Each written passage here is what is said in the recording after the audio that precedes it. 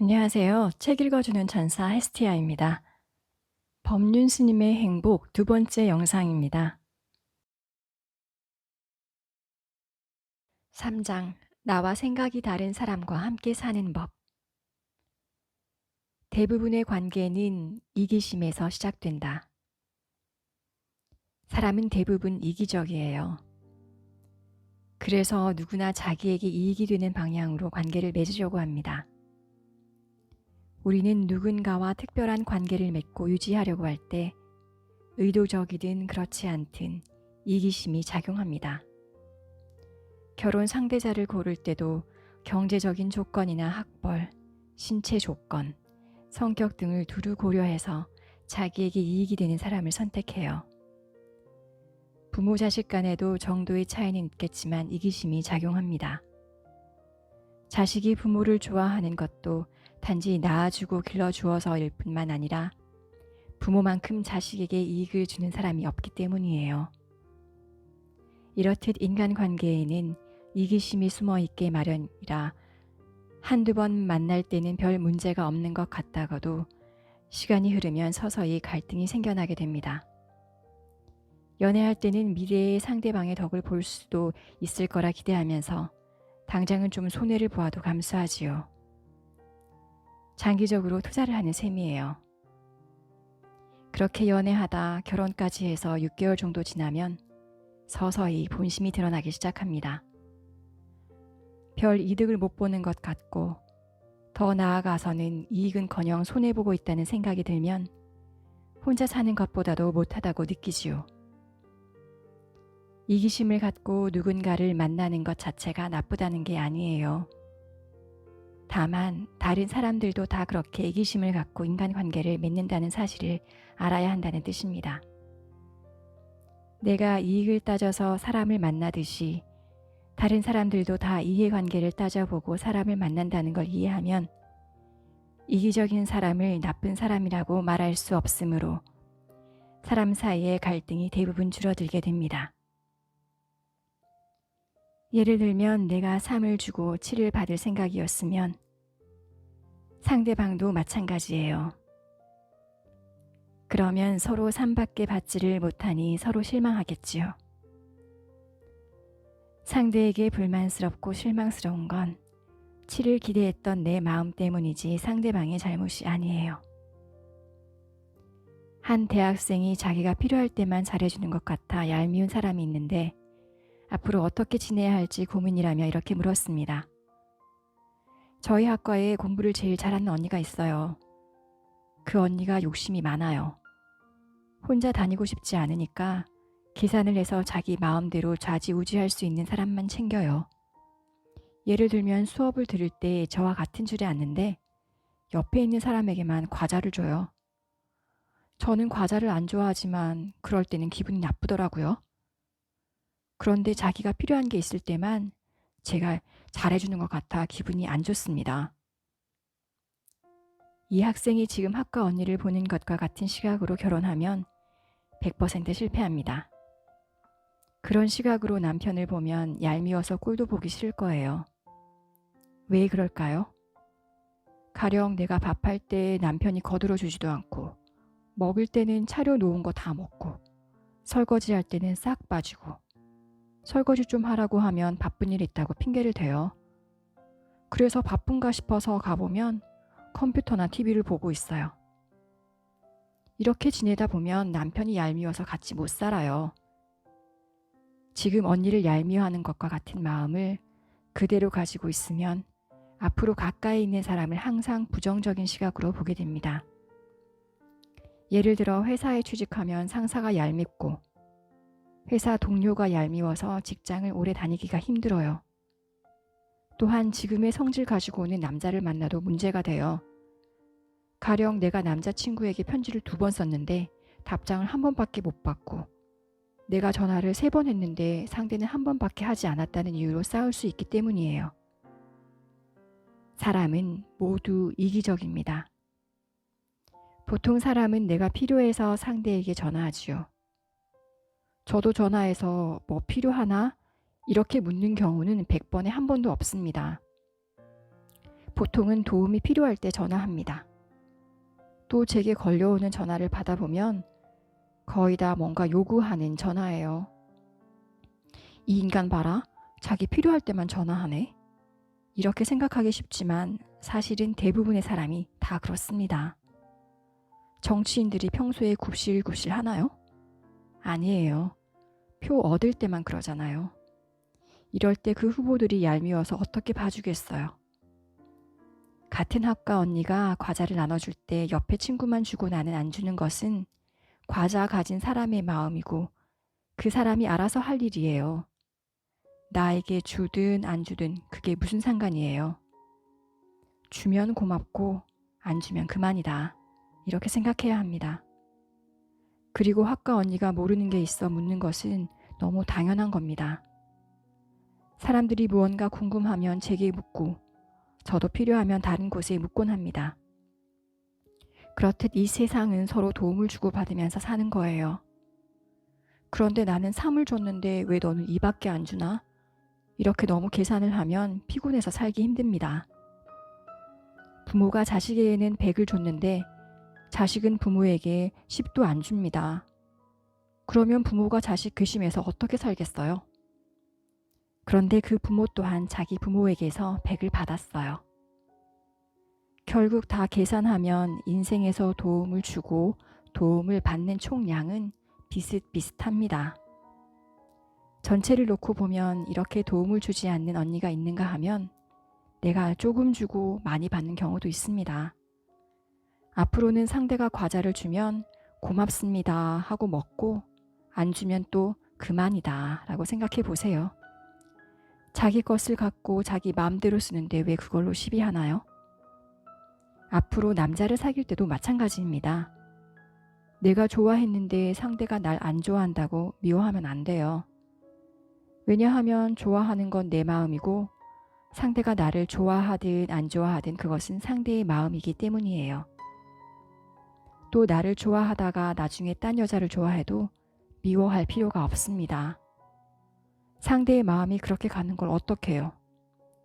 그럴 때 미워하지 말고 그래, 지난 2년 동안 너 때문에 행복하게 잘 지냈다. 고맙다. 이렇게 생각해야 해요. 그러면 배신이니 어쩌니 하면서 괴로워하지 않을 수 있습니다. 인간의 심성에는 이타심도 있고 이기심도 있습니다. 위기에 처하면 이타성이 발휘되기도 하지만 사람이 늘 이타적일 수는 없어요. 이타심은 저 무의식 아래에 있고 이기심은 그보다 위에 있습니다. 그래서 이기심이 더 쉽게, 더 자주 드러나는 거예요. 인간은 누구나 이기적인 면이 있다는 사실을 인정하면 그때부터는 이기심을 가진 상대에게 과연 내가 어느 정도까지 맞출 것인가 하는 내 문제로 바뀝니다. 이기심을 버려야만 세상에 평화가 오는 게 아니에요. 내가 이기적이듯 상대도 이기적일 수 있다는 것을 이해하면 갈등이 크게 줄어듭니다. 남이 어떻다고 못마땅해 하지 말고 고치려고도 하지 마세요. 자기가 자기를 바꾸려고 해도 잘 안 되는데 남을 어떻게 바꾸겠어요? 다만 내가 보기에 못마땅해서가 아니라 그 사람을 위하는 마음으로 고치도록 해보는 것은 괜찮습니다. 이때는 쉽게 고쳐지지 않을 것임을 알고 시작해야 해요. 대개는 한두 번 지적했는데도 상대방의 행동이 고쳐지지 않으면 불쾌해합니다. 기껏 생각해서 충고해 주었는데 무시를 당했다고 느끼고 기분 나빠해요. 이런 감정이 들 때는 그 사람이 아니라 내 자신을 점검해 봐야 합니다. 정말로 그 사람을 위하는 마음에서 고치려고 했나? 혹시 내 마음에 들지 않아서 고치고 싶었던 것은 아닐까?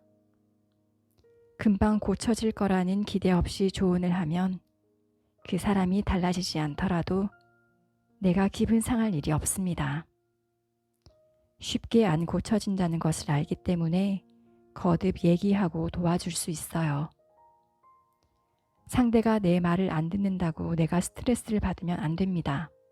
나를 위한 것이 아니라 그 사람을 위한 것이기 때문에 그 사람이 말을 안 들으면 그만이지 내가 스트레스를 받을 필요는 없어요. 만약 스트레스를 받는다면 말로는 그 사람을 위해서라고 하지만 실제로는 내 필요 때문에 한 조언에 불과합니다. 내 생각은 틀렸으니 그 생각을 바꿔라. 이렇게 상대에게 강요해서는 안 됩니다. 내가 아는 사실을 그 사람에게 알려줄 수는 있지만 그 얘기를 듣고 판단하는 건 그 사람 몫으로 남겨놓아야 합니다. 그런데 대부분 상대의 생각이 틀렸다고 지적하고 고치려고 하기 때문에 갈등이 생기고 안 고쳐지니까 짜증이 나는 거예요. 저 인간 아직도 정신 못 차렸네. 이렇게 생각하면서 버럭 화를 내면 괴로워지는 것은 나 자신입니다. 상대방이 내 충고를 받아들이지 않아 화가 나고 짜증이 올라올 때는 먼저 자기 마음을 고요히 지켜보세요. 그러고도 정말로 상대를 위한다는 판단이 서면 내 뜻대로 상대를 고치려는 대신 상대에게 정보를 줌으로써 인연을 맺어주고 결정은 당사자가 하도록 지켜봐 주세요. 그러면 불필요한 갈등이 훨씬 줄어들 것입니다. give and take는 거래지 관계가 아니다. 서로 주고받는다는 뜻의 give and take란 말이 있죠.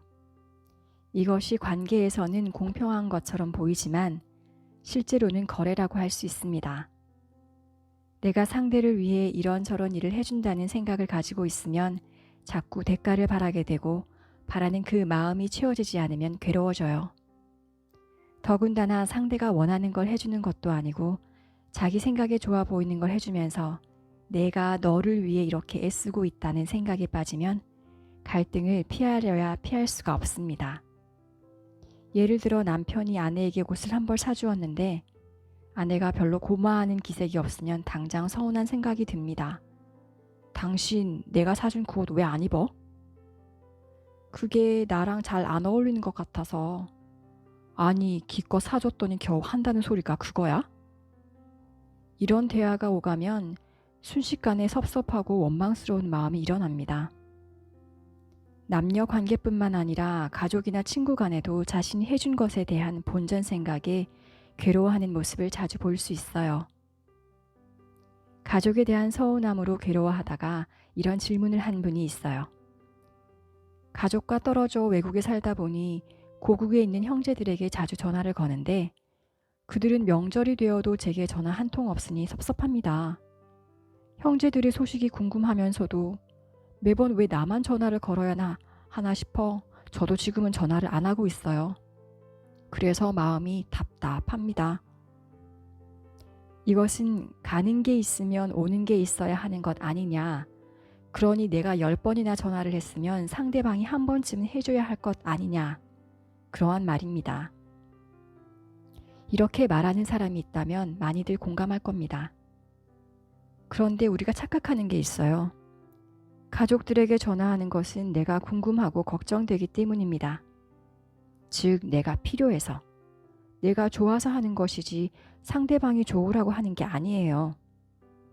형제에게 전화를 안 해도 괜찮고 부모에게 전화를 안 해도 죄가 아닙니다. 내가 하고 싶으면 하고 하기 싫으면 안 하면 그만이에요. 그런데 가족들이 내게 전화를 안 하니까 나도 안 하고 참겠다는 것은 심리적으로 거래를 하려는 겁니다. 거래가 공평하지 않은 것 같으니까 버티는 거잖아요. 나는 너를 위해서 이렇게 해주는데 너는 나한테 해준 게 뭐가 있냐 하는 것은 거래에 불과합니다. 내가 좋아서 하는 것은 상관없지만 대가를 바라면 그때부터는 원수가 되기 쉬워요. 바라는 그 마음이 채워지지 않으면 섭섭한 마음이 쌓이고 갈등이 불거집니다. 이럴 땐 차라리 가족에게 전화해서 계속 나만 전화하게 되니 서운하다고 솔직하게 마음을 표현하는 것이 현명해요. 가까운 사이에 갈등이 생기는 것은 사랑을 준 만큼 받으려고 하기 때문입니다. 사랑을 주면 받을 확률은 높지만 행여 못 받게 되었을 때는 고통이 따릅니다. 그러면 배신감이 들게 돼요. 받지도 못할 사랑을 내가 무엇 때문에 주었나. 이렇게 사랑하는 마음이 미움이 되고 실망하는 마음으로 바뀌는 것은 상대방 때문이 아니라 준 만큼 받고 싶어 하는 내 마음 때문임을 알아야 합니다. 우리의 마음 어딘가에 너를 위해서라는 생각이 있으면 나는 너를 위해 이렇게까지 하는데 너는 도대체 뭘 해준 거냐 하는 원망하는 마음이 따라 붙습니다. 그러나 상대를 위해서 하는 일이 사실은 나를 행복하게 하는 일인 줄 안다면 그 일을 하면서도 상대에게 기대하고 원망하는 마음이 깃들지 않게 됩니다. 그러니 가족이나 가까운 사람끼리 심리적인 거래는 그만두고 이제라도 진정한 관계를 맺어보세요. 4장. 남의 불행 위에 내 행복을 쌓지 마라. 진정한 성공이란 사람들은 모두 성공한 인생을 꿈꿉니다. 그렇다면 진정한 성공이란 어떤 것일까요? 27살 청년이 이렇게 물었습니다. 제 경우 해마다 성공의 기준이 변해왔습니다. 2년 전에는 연봉 3천만 원 이상이었고 1년 전에는 세무사가 되는 것이었고 지금은 감정평가사 시험을 준비하고 있습니다. 현재 성공의 기준을 합격이라고 잡긴 했는데 인생에서 진짜 성공은 어떤 것일까요? 제가 청년에게 되물었습니다. 합격이면 성공이고 떨어지면 실패일까요? 실패하면 어떻게 할 건가요? 계속 밀고 나가고 싶습니다. 성공해서 뭐 하려고요? 돈 벌려고 합니다. 돈 벌어서 뭐 하려고요? 지금보다 좀 더 풍요로운 생활을 할 수 있다고 생각합니다. 어떤 것이 풍요로운 생활인가요? 큰 집에 사는 거요. 큰 집은 관리하기가 힘이 들 텐데요. 그래도 남들만큼 살고 싶습니다. 큰 집이 왜 좋은가요? 남한테 과시하는 게 좋은가요? 그런 것도 있습니다. 큰 집 가졌다고 남에게 과시하면 뭐가 좋은가요? 좋은 건 없는 것 같습니다. 이 대화에서 알 수 있듯이 많은 사람이 성공을 위해 열심히 달려가지만 막상 왜 성공하고 싶으냐고 물으면 그 대답은 굉장히 막연합니다. 그런데 자꾸 물어보면 결국 이렇게 대답합니다. 행복하려고요. 그렇습니다. 결국 행복하고 자유롭고 싶은 거예요. 그런데 행복을 위해 많은 시간을 낭비하고도 평생 그 맛도 보지 못하고 죽는다면 어떨까요? 이 청년은 성공의 기준을 준비하는 시험에 합격하는 것이라고 했는데 어떤 목표를 이루기 위해 공부하고 있다면 공부하는 것 자체가 행복해야 합니다. 그런데 우리는 공부하는 동안 내내 괴로워하다가 합격할 때만 성공했다고 생각합니다. 산에 오르는 과정이 행복인데 꼭대기에 도달해서만 행복하고 산을 오르는 내내 힘들어해요. 꼭대기까지 못 가면 실패인가요? 아니에요. 중간까지만 가도 올라간 만큼 이룬 겁니다. 그런데 오늘도 우리는 앞뒤 안 가리고 열심히 달려갑니다. 과연 어떤 성공을 위해서일까요? 어느 날 의사 한 분이 제게 와서 환자가 없어서 고민이라고 푸념했습니다. 그래서 제가 이렇게 말했습니다. 당신 돈벌이 하라고 사람들이 아파야 하겠습니까? 의사가 사람이 아프길 바라니 어떻게 진정한 의사라고 할 수 있을까요? 요즘에는 사람을 살리기 위해서가 아니라 돈을 벌기 위해 의사가 되려는 사람이 많습니다. 그렇게 의사가 돼서 매상을 올리기 위해 과잉 진료와 과잉 치료를 하기 때문에 사람들이 의사를 믿지 못하는 경우가 많은 겁니다. 법조인도 상황은 비슷합니다. 법의 보호를 받지 못하는 소외된 사람을 위해서 일하면 돈이 안 벌리고 대기업의 위탁을 받아 탈세하는 것을 봐주는 대형 로펌에 가야 돈을 잘 버니까 그쪽으로 몰립니다. 돈을 목표로 일하기 때문이에요. 왜 아까운 재능을 돈의 노예가 되는 데 씁니까? 그것이 진짜 성공인가요? 세상이 지금 돈에 미쳐서 돌아가고 있고 유일한 신앙이 돈교라 할 수 있습니다. 세상이 돈 중심으로 돌아가니까 사람 사이에도 돈만 생긴다면 신의도 가볍게 내팽개칩니다. 돈 많은 남자 혹은 여자가 나타나면 사귀던 사람도 배신하고 돈을 더 준다면 30년 넘게 다니던 회사도 미련 없이 그만두고 다른 회사로 옮깁니다. 현명한 것 같아도 다 돈의 노예로 살고 있어요. 그렇다면 성공이 어떤 모습일 때 우리가 행복할 수 있을까요? 의사의 본분은 치료입니다. 좋은 의사는 환자가 안 생기게 하는 겁니다. 의사는 환자가 없어서 할 일 없는 것이 궁극적인 목표가 되어야 합니다. 좋은 변호사도 마찬가지예요. 이혼 문제로 찾아온 사람이 가능하면 이혼까지 가지 않게 도와줄 수 있어야 합니다. 이렇게 돈을 위해서가 아니라 사람들의 행복을 위해 일할 때 성공한 삶이라 할 수 있습니다. 또 대부분의 사람들은 도시에서 돈을 많이 벌어 큰 아파트에서 살면 성공했다고 생각합니다. 하지만 시골에서 농사 짓고 살면서도 좋은 공기 마시면서 자유롭게 일하니 나는 참 행복하다. 이렇게 만족할 수 있다면 성공한 인생입니다. 그런데 우리는 성공에 대해 잘못 이해하고 있기 때문에 자기 인생을 타인의 기준에 맞추고 살아갑니다. 그러면 타인으로부터 성공했다는 평가를 받을지는 몰라도 자기 삶이 피폐해지는 경우가 많습니다. 나이가 들거나 병이 들었을 때 과거에 자신이 한 일이 보람 있었다고 느끼기보다 허망함을 느끼는 것은 그런 까닭입니다. 열심히 공부하지 말라거나 열심히 일을 하지 말라는 의미가 아닙니다. 다만 헛된 성공을 위해 인생을 낭비하지 말라는 뜻입니다. 이렇게 살지 못한다면 나중에 지난 인생을 돌아보고 후회할 일이 생기게 돼요.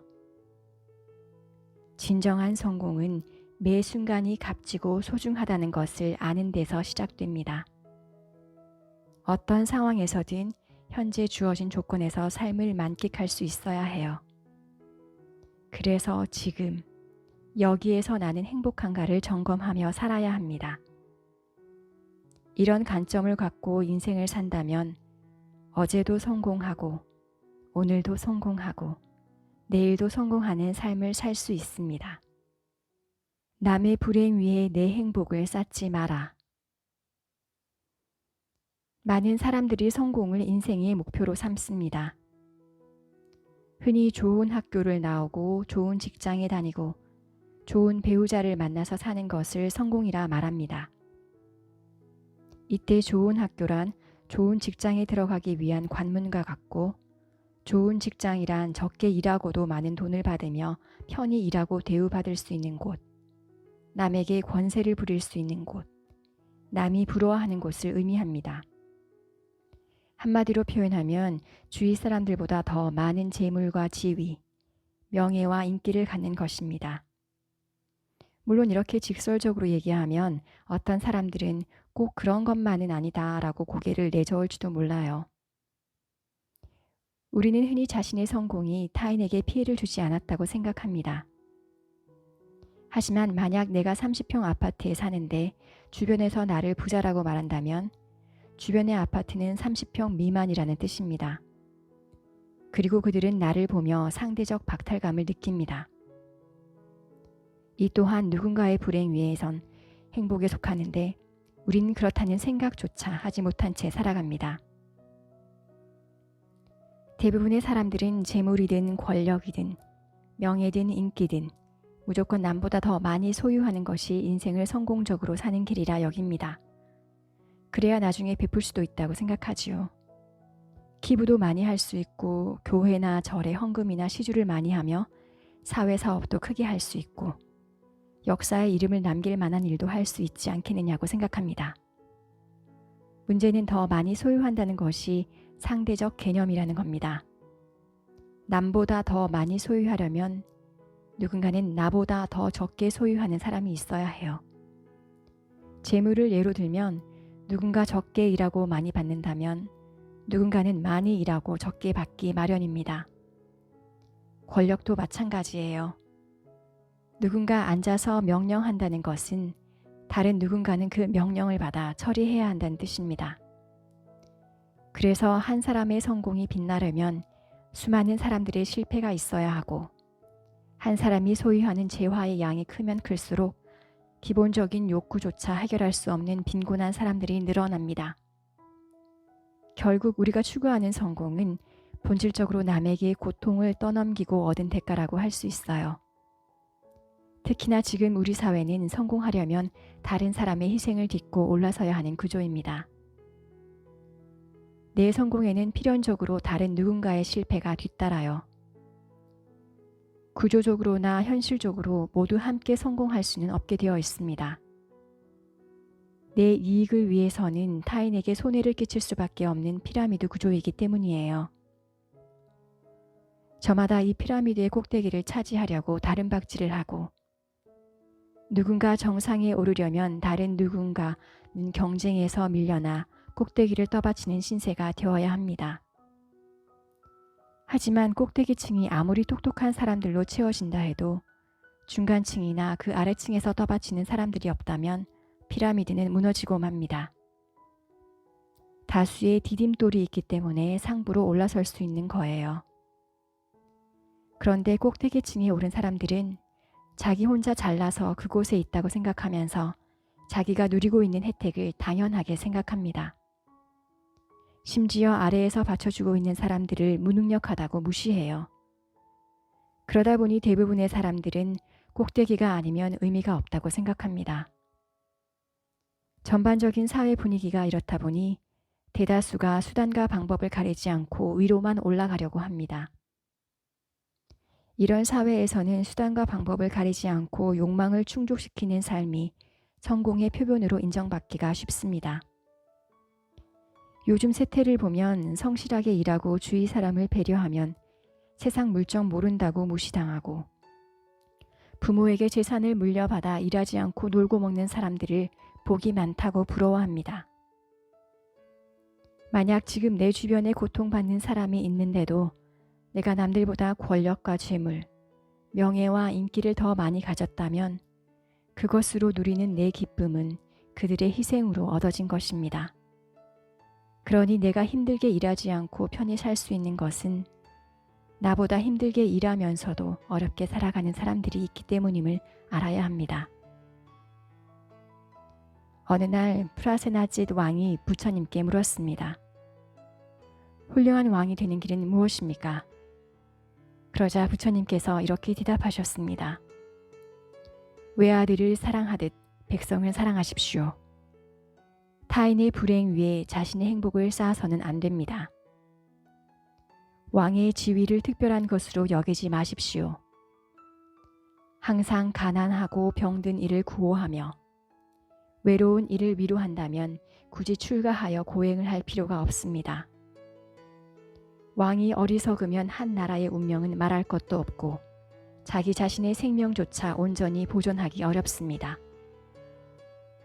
우리는 보통 훌륭한 지도자라고 하면 세력이 강해야 한다고 생각합니다. 그러나 부처님께서는 왕의 지위를 특별한 것으로 여기지 말고 백성을 잘 보살피는 공덕이야말로 지도자의 가장 중요한 자질이자 덕목이라고 강조하셨습니다.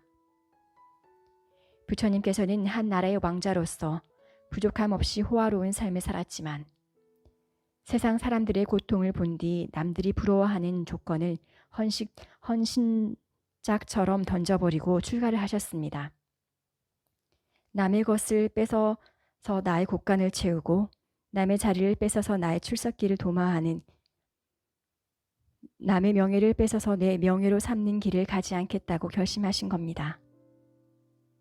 그런데 우리는 지금까지 남의 불행 위에 내 행복을 쌓는 게 성공적인 삶이라고 잘못 알고 살아왔어요.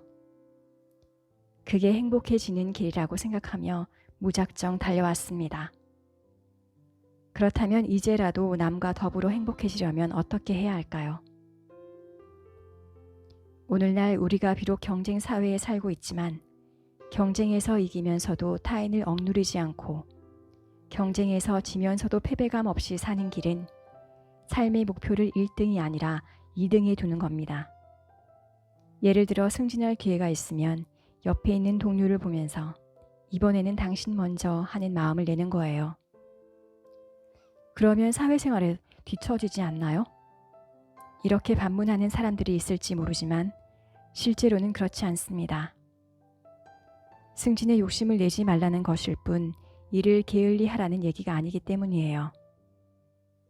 일할 때는 누구보다 열심히 하되 승진이나 보상받을 기회가 오면 뒤로 물러서라는 의미입니다. 예를 들어 물건을 팔러 갔는데 갑자기 경쟁자가 나타났다면 고객에게 저분 걸 먼저 사주십시오 라고 말하는 것이 꼭 경쟁자를 위한 태도는 아니에요. 오히려 나 자신을 위한 겁니다. 내가 진심으로 이렇게 마음을 낼 수 있다면 고객이 어떤 선택을 하더라도 괴롭지가 않아요. 상대방 물건을 구매해도 패배감이 들지 않습니다. 이렇게까지 말했는데도 고객이 내 물건을 선택한다면 그건 고객의 결정이지 내가 경쟁자를 짓밟는 게 아니기 때문이에요. 만약에 이런 길을 못 가고 경쟁하고 살 수밖에 없다고 생각한다면 그 과보를 받으면 됩니다. 내가 오늘 경쟁자를 밟았기 때문에 언젠가 내가 그에게 밟히는 날이 올 겁니다. 아니면 또 다른 경쟁자에게 밟히게 되겠지요. 이 과보는 누구도 피할 수 없기 때문에 이왕 받는 거라면 기꺼이 받겠다는 마음을 내면 괴로움이 덜할 수 있습니다. 그러면 원망하거나 억울한 생각이 덜하겠지요. 우리가 이런 삶의 이치를 안다면 출세는 출세대로 하고 인생은 인생대로 편하고 돈은 돈대로 벌 수 있습니다. 그런데 이 이치를 모르고 어떻게든 남을 이기려고만 하니까 인생이 피곤한 겁니다. 이기려는 마음이 없다면 어디서 누구와 사회생활을 해도 긴장하거나 초조해할 필요가 없어요. 무슨 일을 하며 살든 편안하게 일할 수 있고 구성원들과도 화목하게 지낼 수 있습니다. 5장 어제보다 오늘 더 행복해지는 연습. 인생을 살다 보면 온갖 일이 다 생겨요. 사람이 죽기도 하고 파산하여 모든 돈을 다 잃기도 하고 엄청나게 배려해 줬는데 뒤통수를 맞기도 합니다. 그러나 저절로 일어나는 일은 아무것도 없어요. 그렇다고 신의 뜻도 아니고 전생의 죄 때문도 아니고 우연히 일어난 일도 아니에요. 단지 내가 그 일의 원인을 모를 뿐입니다. 날씨도 마찬가지예요. 여름에 우박이 떨어지기도 하고 겨울이 봄처럼 따뜻할 때도 있고 여름이 가을처럼 서늘할 때도 있어요. 그러나 평균적으로 볼 때 여름은 조금 덥고 겨울은 조금 춥듯이 좋은 마음을 갖고 살면 좋은 일이 생길 확률이 높고 나쁜 마음을 갖고 살면 나쁜 일이 생길 확률이 높아집니다.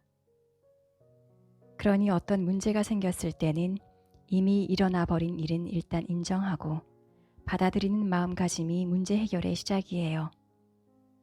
이미 지은 인연의 과보는 기꺼이 받아들이되 그 과보가 싫다면 다시는 그런 인연을 짓지 말아야 합니다. 그 다음에는 그렇게 될 수밖에 없었던 원인을 찾아서 제거해 나가야 해요. 우리가 살면서 직면하게 되는 문제를 외면하지 않고 관심을 기울여 상황을 파악하고 원인을 규명하여 해답을 찾아간다면 문제는 시련이 아니라 하나의 도전으로 바뀌게 됩니다. 인생의 시간을 행복하게 나누어 쓰는 법. 어느 날 한 여성이 삶이 무기력하다며 어떻게 해야 이제라도 자아 실현을 할 수 있는지 물었습니다. 직장 생활도 해봤고 이것저것 경험을 해봐도 만족감을 얻지 못하고 있습니다. 아이들이 학교에 가게 된 다음부터 시간적으로 여유가 많아졌는데도 끊임없이 나는 왜 행복하지 않을까 하고 고민을 했습니다. 생각해보니 언젠가부터 제 꿈을 잃고 살고 있더라고요. 어떻게 해야 이제라도 제가 원하는 꿈을 향해 살아갈 수 있을까요? 직업을 구해서 돈 몇 푼 받아야만 자아 실현이 아닙니다. 남편이 버는 돈으로 충분히 먹고 살 만하다면 돈을 조금 더 벌어서 더 비싼 옷, 더 좋은 집에 살려고 아등바등 하지 말고 성당이나 교회, 절에 가서 밥도 짓고 청소도 하고 배고픈 사람들 점심 주는 곳에 가서 봉사활동을 해보세요. 그러면 얼굴에 생기가 돌고 기쁨이 샘솟을 것입니다. 남편에게 맨날 일찍 들어오라고 잔소리하고 아이에게 공부하라고 야단치던 것들도 싹 사라지고 소소한 일들의 시비가 안 일어납니다.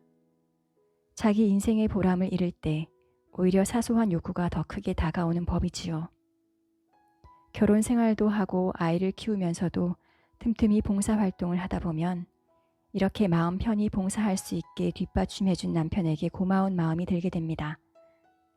그래서 낮에 봉사활동을 하고 집에 가면 밥 한 끼도 더 정성스럽게 차려주게 될 거예요. 남편은 일해서 돈 버는데 나는 집에서 쓰기만 한다고 열등감을 가질 필요도 없습니다. 자기 스케줄을 잘 조정해서 봉사활동을 열심히 하면 그것이 바로 자아 실현이에요. 돈 받기 위해 하기 싫은 일을 억지로 해봤자 남의 집 종노릇 하는 것과 같습니다. 진정한 자아 실현의 길을 찾고 있다면 3가지 방법을 실천해 보세요. 첫째, 가진 돈을 꺼내서 가난한 자에게 보시를 해보세요. 둘째, 복을 빌지 말고 그동안 은혜 입은 것에 대해서 감사 기도를 하는 거예요. 셋째, 그동안 받은 은혜를 갚는 봉사활동을 시작해 보세요. 그동안 꿈꿔온 자아 실현이 저절로 이루어집니다. 그렇게 최소 3년 정도 봉사를 하고 나면 어떤 식으로든 길이 열릴 거예요. 그때부터는 다시 취업을 해도 괜찮습니다. 돈도 받지 않고 자원봉사를 열심히 했으니 무슨 일을 하더라도 즐겁고 편안할 거예요. 그렇지 않고 남 보기 좋은 곳에서 직장 생활을 해야만 자아 실현을 할 수 있다고 생각하고 일자리를 구하는 데 급급해 한다면 늘 쫓기는 마음이어서 괴로움에서 벗어날 수가 없습니다. 세상에 잘 쓰이는 사람이 되라고 해서 결혼도 포기하고 돈도 버리고 출가해서 스님이 되라, 이런 얘기가 아닙니다.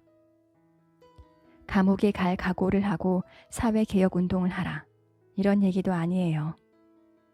인생에 주어진 시간이 100이라면 80 정도는 현재의 자기 삶에 충실하면서도 20 정도는 세상 문제에 관심을 가지고 세상에서 필요로 하는 일을 해보라는 겁니다. 그러면 직장도 다니고 연애도 하고 결혼도 하고 봉사활동도 할 수 있어요. 일상생활 속에서 20%의 시간을 내면 자기 삶을 더 복되게 살 수 있습니다. 보람 있는 일을 하면 즐거운 에너지가 샘솟기 때문에 나머지 80%의 시간만 가지고도 더 많은 일을 할 수 있어요. 이렇게 살면 설거지를 하든 청소를 하든 회사에서 일을 하든 언제 어디서나 즐겁게 살 수 있습니다. 인생의 시간에서 일부를 떼어 잘 활용한다는 것은 어떤 의미가 있을까요? 세계적인 기업 구글에서는 20%의 법칙이라는 것이 있습니다. 전체 근무 시간의 20%를 직원들이 자유롭게 활용할 수 있는 제도입니다. 구글의 대표적인 상품이나 서비스의 대부분이 이 20%의 자유시간에 만들어졌다고 합니다. 우연의 일치겠지만 제가 환경과 빈곤, 평화 문제에 주력하게 된 것도 활동의 일부를 현재의 일이 아닌 미래를 위해 자유롭게 고민하는 데 투자해서 얻은 결론이었어요. 우리가 너무 현안에만 매여 있는 게 아닌가. 좀 더 새로운 길을 모색해 봐야겠다. 30여 년 전 이런 생각으로 기존에 맡았던 일을 내려놓고 실무자들에게 자유롭게 뭐든 시도해보라고 했습니다.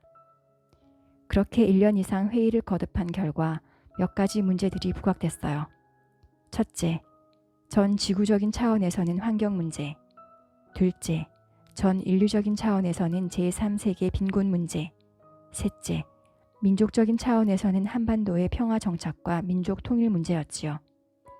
그리고 개인적인 차원에서는 수익 문제였습니다. 본격적으로 새로운 운동을 시작하기에 앞서 저부터 먼저 한 절에 들어가 부목으로 머슴살이를 하면서 스스로를 돌아봤습니다. 그러면서 그동안 쥐고 있던 현안을 모두 내려놓고 앞으로 가야 할 길을 모색하는 시간을 가졌어요. 당시에는 이런 저의 사업 방식을 두고 주위에서 현안에 소홀하다고 논란이 많았지만 30년이 지난 지금은 환경운동, 구호활동, 통일운동에 앞장서온 데 대해 오히려 좋은 평가를 받기도 합니다. 그때 할애했던 시간과 노력들이 에너지를 충전하고 삶을 진화시켰다고 할 수 있어요. 결국 무슨 일이든 이를 악물고 하기보다 고정된 틀에서 벗어나 자유롭게 시도할 때 오히려 더 좋은 결과를 얻을 수 있다는 얘기입니다. 우리는 남 따라 다람쥐 쳇바퀴 돌듯 바쁘게 달리느라 늘 시간의 빈곤에 허덕입니다. 그래서 일부 시간을 새롭게 쓰라고 하면 이렇게 반문합니다. 당장 먹고 살기도 어렵고 잠잘 시간도 부족한데 그럴 시간이 어디 있나요? 처음부터 많은 시간을 내는 것이 무리라면 하루 1시간으로 시작해서 조금씩 늘려가도 됩니다. 여가 시간에서 내든 일을 줄이든 쇼핑하는 시간을 줄이든 텔레비전 보는 시간을 줄이든 마음을 내면 시간을 만드는 것은 불가능하지 않아요. 진정으로 기쁨과 행복을 맛보려면 삶의 보람을 찾아야 합니다. 힘들다고 불행한 건 아니에요. 보람이 있으면 몸은 힘들어도 마음은 행복합니다. 내 시간을 주체적으로 활용하고 남에게도 도움이 될 때 자긍심과 보람이 생겨서 저절로 행복해집니다. 어떤 순간이라도 우리는 행복을 선택할 수 있다. 우리는 스스로 불행할 수밖에 없는 이유를 자꾸 내세웁니다. 그러나 어떤 삶을 살고 있더라도 우리는 행복해질 권리가 있고 행복을 선택할 수 있어요. 어머니가 나를 버렸든 아내와 이혼을 했든 남편이 바람을 피웠든 관계없이 행복해질 권리가 있습니다. 그런데 대부분은 자신이 불행할 수밖에 없는 이유를 자꾸 내세워서 자신의 불행을 합리화합니다. 제 삶의 경쟁력은 다른 사람들보다 행복하다는 데 있습니다. 남들보다 얼마나 더 능력이 있고 얼마나 더 재주가 뛰어난지 있지 않아요. 비록 나이가 들었지만 젊은 사람들보다 더 행복하고 혼자 살지만 결혼한 사람보다 더 행복해요. 건강이 조금 안 좋지만 건강한 사람보다 행복합니다. 여러분들도 이런 행복의 무기를 하나씩은 가져야 합니다. 물론 우리가 아직 부족한 것도 사실이에요. 그래서 가끔은 짜증도 내고 성질도 내고 욕심도 내지만 그래도 남보다는 내가 조금 더 행복하다. 짜증을 내지만 너보다는 덜 낸다. 나도 괴롭지만 너보다는 덜 괴롭다. 이런 마음을 가져야 합니다. 우리가 행복하고 불행한 것은 누구 책임인가요? 모두 자기 책임입니다. 자기 인생은 자기 외에 책임져 줄 사람이 아무도 없어요. 시험에 떨어져도, 시련을 당해도, 심지어 소중한 사람이 세상을 떠나도 행복하게 살아야 합니다. 어떤 이유에서든 괴로울 수밖에 없다고 하는 것은 인생을 낭비하는 거예요. 우리는 아무리 상황이 어렵고 힘들어도 행복하게 살 권리가 있습니다. 이것을 삶의 원칙으로 중심을 잡고 자기 인생을 남편이나 아내 혹은 신에게 맡기지 않아야 해요. 자기 인생의 행과 불행은 자기가 결정한다는 것을 꼭 기억하세요. 부처님께서는 행복과 불행에 대해 이렇게 말씀하셨습니다. 행복도 내가 만드는 것이네. 불행도 내가 만드는 것이네. 진실로 그 행복과 불행 다른 사람이 만드는 것 아니네. 우리 사회와 국가에 대해서도 마찬가지입니다. 우리는 얹혀 사는 객이 아니라 이 땅의 주인이에요. 여기서 불행하다고 미국으로 이민을 간다고 행복해질까요? 우리나라에 살 때는 미국만 가면 행복할 것 같았는데 막상 미국에 가보면 그렇지 않고 청소년들은 대학만 가면 고생이 끝난 줄 알지만 그렇지 않죠. 또 결혼만 하면 숙제를 다 한 것 같을 테지만 오히려 더 많은 숙제가 기다리고 있습니다. 아이들이 다 크면 걱정이 없을 거라고 생각하지만 아이들을 다 떠나보내고 나이 들어도 끝이 안 나죠. 이게 우리 인생입니다. 이렇게 되면 행복할 거다.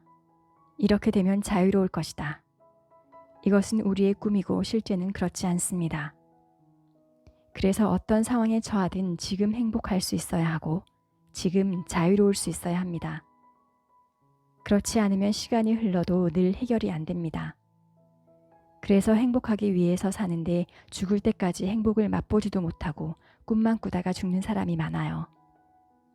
이제 더 이상 꿈만 꾸지 말고 직접 행복을 경험해 보아야 합니다.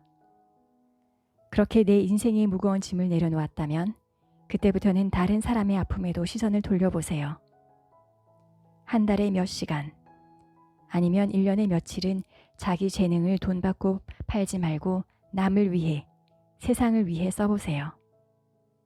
나 혼자만 성공하겠다거나 나만 잘 살아보겠다는 생각이 아니라 이 세상에 필요한 사람, 세상에 기꺼이 쓰이는 사람이 되겠다는 마음으로 살아갈 때 자기도 행복하고 세상에도 보탬이 됩니다. 이것은 우리가 행복해질 권리를 실천하는 길이기도 합니다. 이 영상을 보고 계신 모든 분들이 정말 행복하기를 바랍니다. 지금까지 책 읽어주는 천사 헤스티아였습니다. 고맙습니다.